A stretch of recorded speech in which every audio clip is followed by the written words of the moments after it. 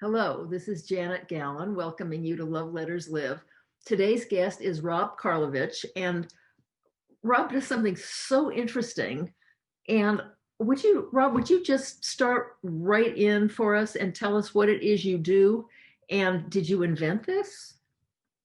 Yeah, I'm an inventor, and I invented a device that we've had thousands of people have a really great experience with a new type of walking assistance device. So it's about helping people get back on their feet, confident and comfortable, standing and being active. I get the feeling from the few emails that we have had that you are a person who just really loves helping people. Well, I grew There's up in an there's a environment. kindness in your face that is inescapable. Yes, go ahead. Yeah, I had really great examples in my life.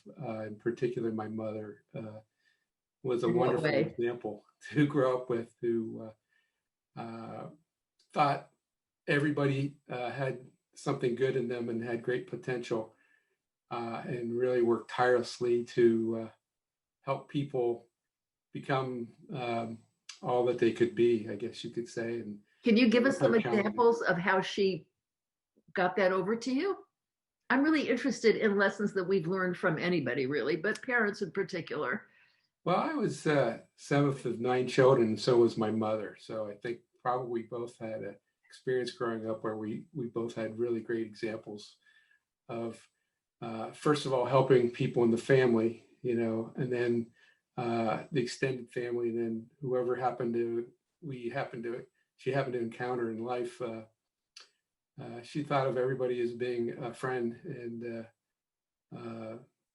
certainly somebody that she would like to see have a little bit better experience than perhaps that they're having today. And we'd invite people over, despite the fact that we'd all have maybe 20, 25 people at the house for the holidays. We'd invariably invite others who may not have a place to go. So just the kind of What I person mean, I that she just asked, was. like, what kind of philosophy did she grow up with that I mean, so often that's kind of a religious stance, to include people for holidays and Yeah, well, let there be no strays. we were always we were brought up in the Catholic faith, Uh-huh. and um, I think she used the example of Jesus as how you treat people. For her. Uh, feed the hungry, clothe the naked, and I guess you could say what Sure. I'm doing is. Let me ask you something. Did she teach all this by example only? Not that's not good enough. Or did it come with words sometimes? Did she tell you things about people in particular who needed help? And did you have anyone in your family who needed physical help? I think most of it was through example because I was, brought up, and I think by the time I came along, my parents were really busy with all the other things in the family, and they thought, well, the Are you others have turned out well. Oh, so you have brothers, sisters? Yeah, I'm number seven of nine Oh children. my goodness. So was my mother. So, So was mine actually.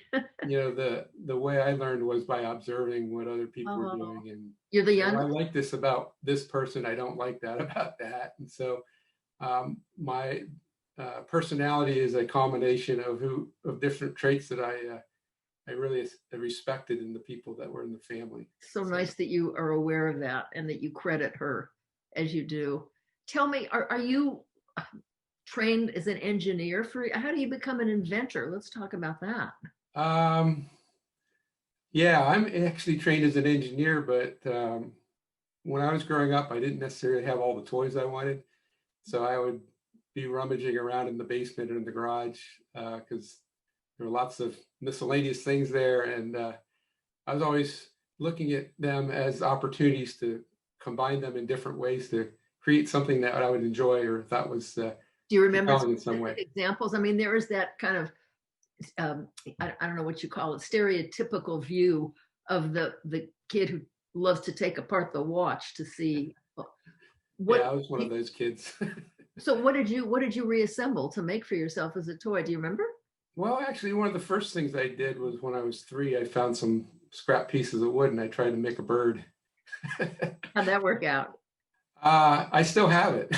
I mean, I'm guessing it didn't fly, but how lovely. No, it didn't fly, and I was a little bit frustrated. I couldn't figure out how to make it fly, but Did you like model airplanes and that kind of thing? I did. I made all kinds of things that later on I when I could buy a model airplane or occasionally I'd get one for a gift, I'd put them together and then I'd recreate battles or imagine all kinds of things. I have a question, just curiosity, and I'm already so touched by what your mother accomplished through you. And I realize you're the youngest of 7, but is your mother still with us or is she? No, I'm actually the 7th of 9, but there's 2 yet. Oh, it gets more complicated. Okay. No, that's fine. My mother passed away at age 59. Oh my goodness. Almost 30 years ago. It'll be 30 years in about 2 weeks at the end of. That's terrible to have lost her so early. Yeah, glioblastoma. It's Oh my. terrible thing to Yes. experience. And I was there the whole time. So there's some valuable learning to go through about how you go through something like that, and how you die with dignity, and lots of lessons about how I should view life going forward that I have applied ever since. What kinds of lessons from that? I mean, I understand what you're talking about because I was with my parents when they passed away too, and there was with my parents, I don't know about there was like no fear of death. Yeah, no, I don't think there was a fear of death. And isn't that nice? I don't really fear death. The thing I fear is dying miserably, I guess you would say. So, sure. In other words, the torture. Nobody wants the torture, right? Torturous process with some dreaded condition that really, I've seen that too often. We do have some cancer in the family, so it's something. Now, was this before? Did your mother die before you started this? Making these walkers. Oh yeah, this is relatively recent. My mother died 30 years ago. So. Oh, okay. So I didn't know how long have you been doing this? And could you tell us how you eased into this and what you were doing before? Yeah, so I had I started as a mechanical engineer in my degree in college. So I started out as a. Can you just tell us what that means exactly? What is a mechanical engineer, and what can you do with that? Well, mechanical engineer designs things that are physical. There's so many kinds of engineers. Yeah, so and there's different types of mechanical engineers. It also includes thermodynamics, includes designing products, so the physical features of the products, how people interact with it, how. So you have to have some basis in physics also. Yes. We're trained in all the various sciences. Okay. As a prerequisite for getting a degree in mechanical engineer. Okay, so what does a mechanical engineer make? Just give me a couple for my sake. An automobile. It's got a lot of mechanical engineering, whether it's the engine, it's the actual structure of the vehicle. The goal of a mechanical engineer is to design products that are stable. Like you want an airplane. You don't want to drop out of the air, so you want to be stable in every kind of environment that's designed to handle. And so, mechanical engineers find places in all those industries. Yes. What was your specific as a mechanical engineer? What did you do? I started out in the electromechanical world of things that plug things together and run on electricity. So I designed interconnects that went into computers and various parts that go into electronic products. And that's where I started when I got out of college. When you read back, and you read about some of the greats from Steinmetz, whoever they are, that life was so different then. It is so much more complicated now. It's got to be much harder to be a mechanical engineer. You're talking about interconnectivity and computers and. Yes. So there was the heyday of the mechanical engineer back probably in the late 1800s, early 1900s. when they're, think of steam engines, think of the early days of the automobile, think of the Wright brothers with airplanes, bicycles, motorcycles. All those things were built and designed by people who had skills with mechanical design. And probably designed by people who wanted those things. Oh yeah, I mean, I remember Wright brothers, they wanted to fly. Everybody had I remember asking my older daughter many, many years ago, how did anybody come up with the, I guess, the cell phone or the iPad? She said it was from young people watching Star Trek. Dick Tracy's another one. I know, the watch, I remember that. But, watching Star Trek, watching these things, and they wanted one. Exactly. And I think like you in the basement, you make what you want. That's amazingly wonderful. Everybody, if you're going to invent something, you have to first come up with something that you think is desirable. Okay, so can you shift over to your kind of a walker? And I have some questions about that. Yeah, no. What made you choose that? I was watching a show about vets coming back from war, and I spent most of my career in software, ironically. But they came back with these injuries from IEDs, the improvised explosive devices, and they had terrible, terrible injuries that the program I was watching suggested that because of these, they wouldn't be able to participate in the type of life that most of us take for granted. That unfortunately for them, they'd gone and put themselves in harm's way, and for our country, and got the short end of the stick, is the way they describe it. And so your compassion took over. Absolutely, and I got really kind of angry because the premise of the show is that we're not doing enough. They're going to be, these are 20-something-year-olds. They're warriors. Sure. They're trying to protect the lifestyle that we have, and they got injured, and the best answer we can give them is, well, too bad for you. And I just thought that was totally unacceptable. So that is harsh. I decided that I would try to do something for them. And the traditional walker was not of use to them. Well, and that was what puzzled me as an engineer. I say, why are they saying that this is impossible for these heroes? Why can't they participate in life? What's holding them back? And then, so that's how you start as an engineer. You start asking questions. Why is it this way and not another way? Why can't somebody comfortably stand? Why can't standing be as comfortable as sitting? Mm-hmm. That you're not incented to sit all day. Would you describe the device that you have? Yeah, so it's and how do we use it? It actually looks a lot like a rolly or a walker with four wheels. But the difference is I'm trying to allow it to compensate for people's challenges with maintaining balance. And with sometimes there's a challenge with comfortably standing. So being able to allow someone to stand comfortably for extended periods of time without worrying about falling. So reduce and eliminate the fear and the discomfort for standing and walking for people. And so the other thing is we give people devices that require them to lose the use of their hands. So it seems rather silly to me that in order to walk, you have to give up your arms and your hands by holding on and leaning over. Oh, yes.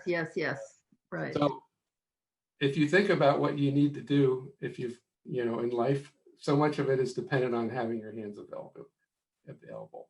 So much of what's been created around us is designed for standing. So how does this free your hands?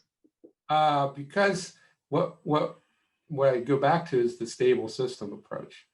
So if you put somebody with a walker and they have to hold on and fold, kind of bend over, right, their center of gravity is no longer centered over their feet. And so that's inherently unstable. So the first thing you want to do as an engineer is create things that are going to be stable, especially if someone has an inherent stability issue with standing and walking. So in mechanical engineering, if you want to control something that has mass, you want to understand where its center of gravity is. Sure, yes. And so the center of gravity is in your pelvis.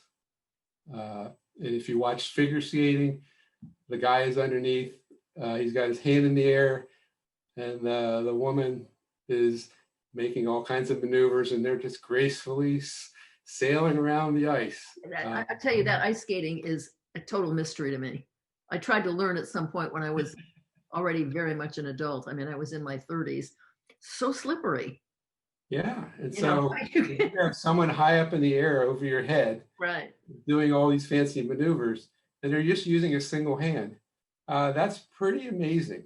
And that tells you that that hand is actually directly under the center of gravity. Okay, I guess all that spinning is also a matter of keeping your center. Yes, you need the center of your mass as a body needs to be firmly under your feet. Who are the appropriate candidates? I mean, can people who use wheelchairs benefit from what you do, and Yes. and how? Well, I mean, if somebody's in a wheelchair, yeah, because the first thing to understand about this device is it allows people to compensate for a balance issue. And it also helps to reduce the amount of weight on their feet. So that solves the issue of a balance problem, and it also can help alleviate pain for people. when they don't have to have as much strength in their legs to hold them up, if they're Exactly. So it doesn't make your legs move for you. have people come out of wheelchairs to use this? Yes. Can you Yes. give us some examples of what kind of conditions Yeah. would have you use a wheelchair would also let you come out for your device? That, everybody who needs help walking, ultimately the goal is to provide them what they need. So this device provides the essential things that everybody who wants to walk with comfort and stability needs, but it doesn't have everything that everybody would need, of course. So the 2/3 of the people with mobility issues, their primary problem is like balance and or pain reduction. And so we started with this device to help them. But in the course of developing it, of course, I need to find the extent that it can be useful. So early on, I was working with people with spinal cord injuries. Oh, I wanted to know about that. Can you, because that's so devastating. Can you talk about how this helps with people? Well, the first person I really worked closely with was a guy named Casey Terrabellini. He's quite a remarkable person. Is this the cowboy? This is the cowboy. I read about him. Okay. Yeah. So he broke his neck winning a horsemanship competition, and he had 1 ounce of pinch pressure. And that's all you could do. He could just basically pinch a very little bit with his fingers, and he went and from that, and then worked really hard with a lot of obvious professional assistance to restore a lot of his capabilities. Mm-hmm. Of course, it's really hard, almost impossible to restore someone's natural balance. So he'd gone through about 4 or 5 years of rehabilitation. Wow. And had built up his musculature because he was determined to go back on the horse and to race his horse. And he had gone from paralysis to being able. He found me because somebody had told him I developed a device that helps overcome balance and actually puts you in the right posture. Mm-hmm. And that working with him, he was able to use the LifeGlider to go back working with horses again. Wow. And, restore what he passionately loved probably more than anything else in his life. And so the goal is to restore people's ability to dream again. And the fortunate part for him is he had got at the end of his rehabilitation process that he went through, and there was something that he could use at the end of that process. I've worked with people who had gone through that process, but it was 15 years ago. And so they get to a point in time where the medical establishment has done basically what they can for them. And then what I've observed is a lot of them get discouraged. It's like, well, I'm still going to I'm not going to be able to balance myself. I can't really stand. Well, do you work with physical therapists and physicians and care people, or do people buy the device from you and then take it into the hands of their physical Yeah, therapist? And it's typically that, but we're, this year's been particularly difficult because of the pandemic. But um, my approach is to work directly with people and oh, have them introduce it to their therapists. So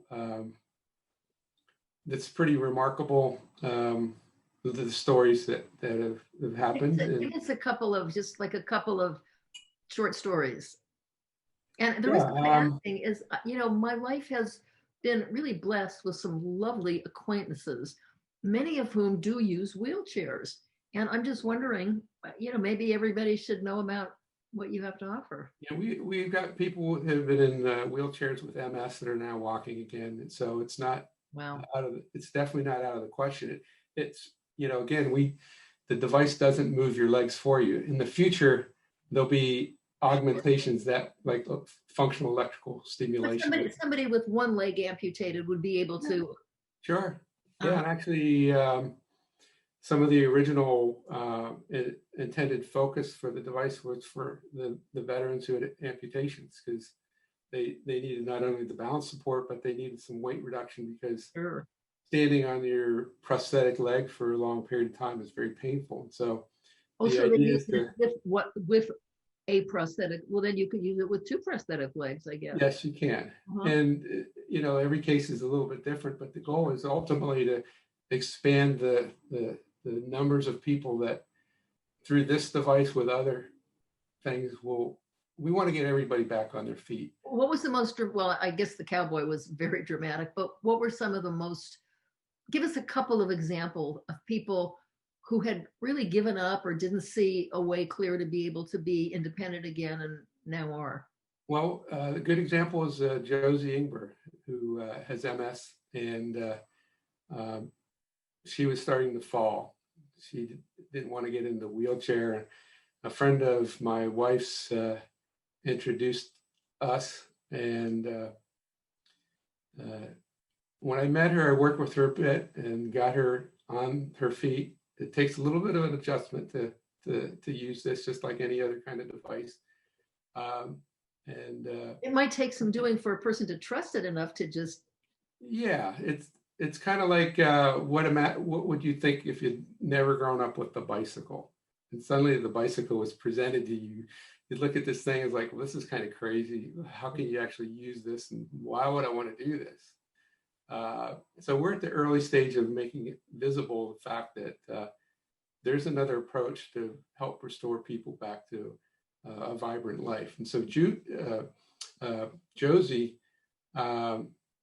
she got the first LifeGlider, what I consider the first production version of the LifeGlider.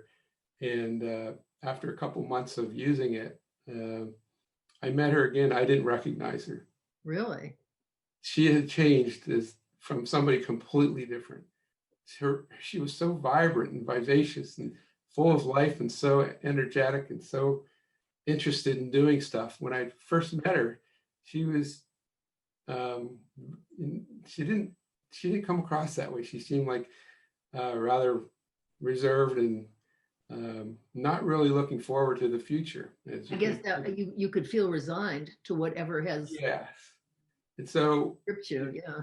example with Josie and with Casey is intervening at the right time, at a time where they don't want to accept what's happened to them, and where they're eager to try to find a way to bring back the things that they want in their life, and be able to dream again. And there's so many people, I'm very sad to say, that I've met that decided to resign to the wheelchair into a life seated because they didn't have any hope. And at some point, if you don't maintain your musculature, even though you can get up and use this device with some assistance,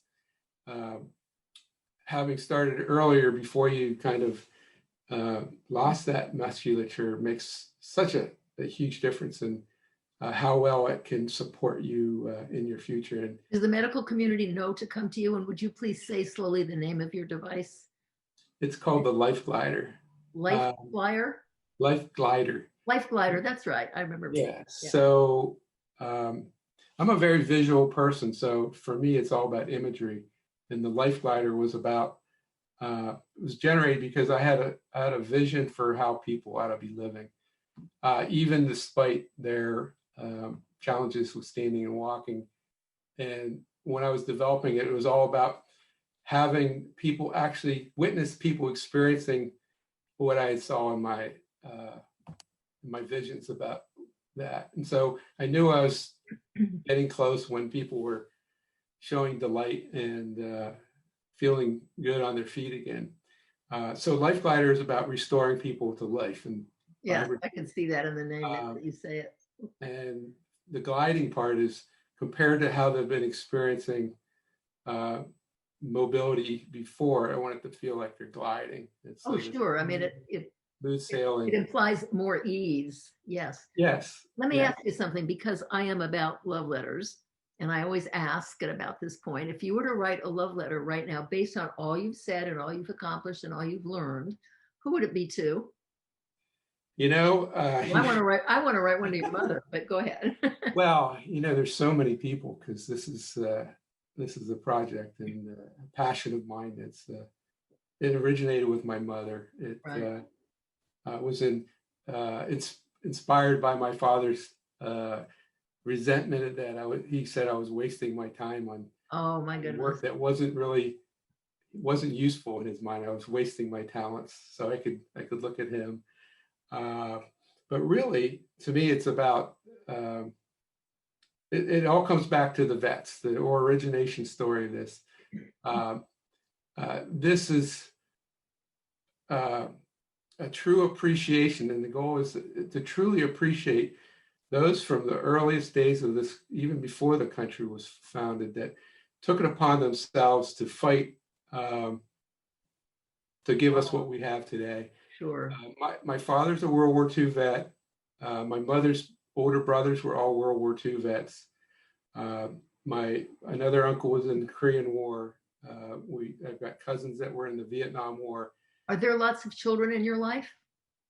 Not in my life, but my wife and I don't have children, but You've got nieces and nephews. I've got lots of nieces and Uh-huh. nephews. I think I was number 70 or 70 something grandchildren for my No. mother's mother. The reason I'm asking is because I'm always really touched by the very concept of writing, say, a love letter of gratitude to your mother.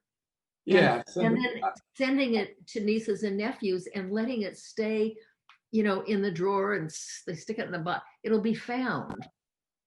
I think that's a wonderful idea because a love letter expresses so much about what was imparted to me and how much I really miss her even today. Oh, sure.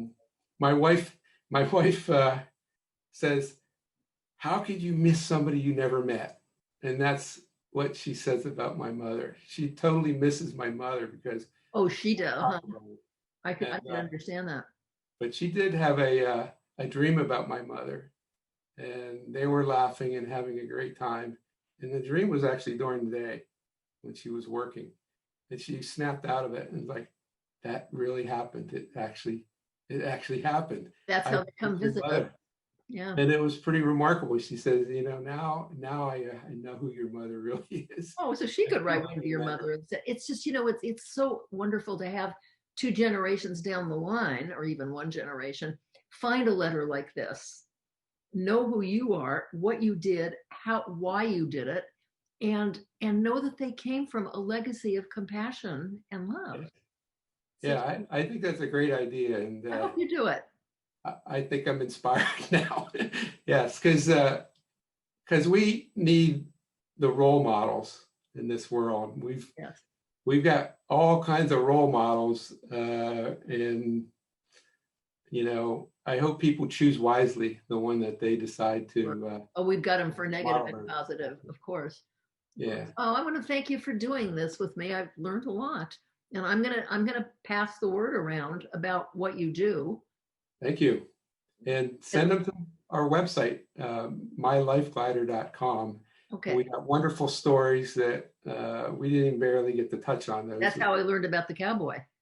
Yeah, these stories are just fantastic about people and how they've got some of so much of their life that they dream of having back again. Yeah. So you've kind of stepped in where you can have hope meet reality.